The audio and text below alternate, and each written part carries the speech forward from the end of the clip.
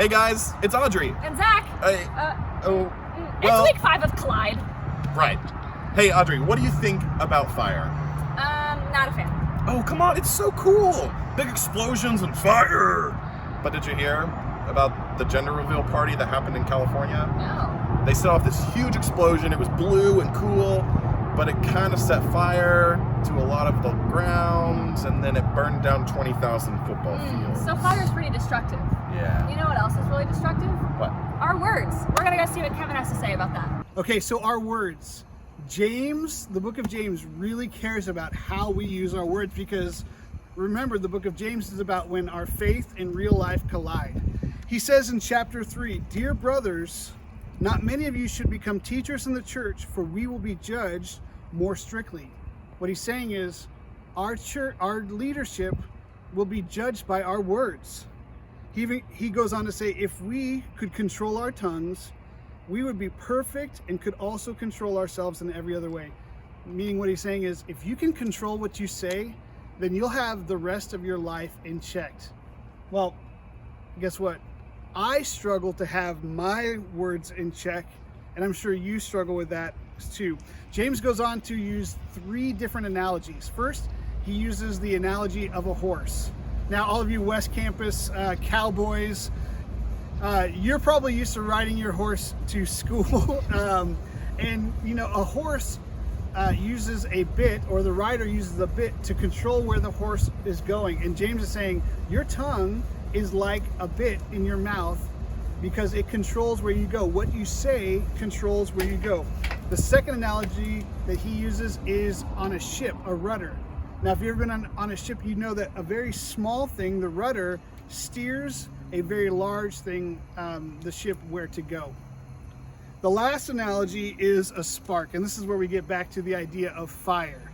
Now, I'm a dude, I love fire, all my bros at, right? We are pyromaniacs, right? So they talked about the idea of a gender reveal party that started a spark that went into a large fire. And that's the idea, is James is saying your words can be like a spark that ignites a fire. He says in verse 6, "Among all the parts of the body, the tongue is a flame of fire. It is a whole world of wickedness, corrupting your entire body. It can set your whole life on fire, for it is set on fire by itself." Meaning, your words, they can cause some damage. And you know this if you've ever had somebody say something to you that was particularly harsh. I remember one time I was riding in a car with my sister, and she said a joke, and I go, "You know what? You are not funny." And I knew that those words would hurt her. And to this day, even though we're close now, she would say that was one of the worst things I could ever possibly say. And I knew it, because I wanted to cause damage with my words. Now, James goes on to say, "No one can tame the tongue. It is restless and evil, full of deadly poison."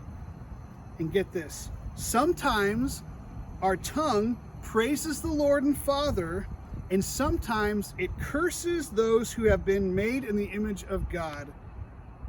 Get that?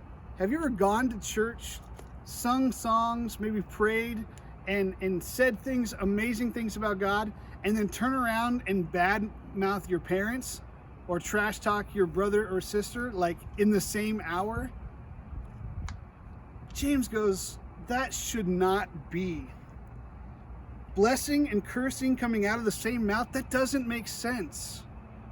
What James wants us to understand, that if we are going to call ourselves followers of Christ, our words and how we use our words against other people should matter. Because our words should not be used to curse those who are created in the image of God. And what he's reminding us here is this idea that every person you meet, no matter what they look like, what side of the tracks they come from, what skin color they are created in God's image. Are you using your words to build people up, or are you using your words to tear people down? James knows that in your life, you can use your words to bring life to people. And that's what I want us to get at. And remind us, it's not just the words that come from our lips, it's also the words that come from these, right? Our fingertips. What you type, what you post, what you text to other people, those are your words, and we will be held accountable for them. All right, so let's go back to this analogy of a fire, right? A fire, it starts with a spark, but it can cause great destruction when it's out of control. Same with our words. But a fire also can do good. I have a fire pit at home in my backyard, and I love to turn that thing on just as the sun's about to go down, the stars are out, maybe with a nice warm mug of hot cocoa or coffee. And I just love being there because it provides warmth and light. And if you've ever been around a bonfire with a lot of your friends, it feels great. It brings people together. The same is true with our words. Our words have the power to bring people together, have the power to bring light and warmth to people. So let me ask you this. Are your words known for tearing people down, or are your words known for lifting people up, bringing light and truth to other people? James would want us, Christians, to be people who use our words for good instead of to tear people down. Thanks, Kevin. As y'all heard, fire can be destructive, but fire can also be really good. It can be used for light and for warmth and even for cooking food like s'mores. Yeah, and our words are the same way. They can tear people down, or they can build up people with encouragement and bring light and warmth into relationships.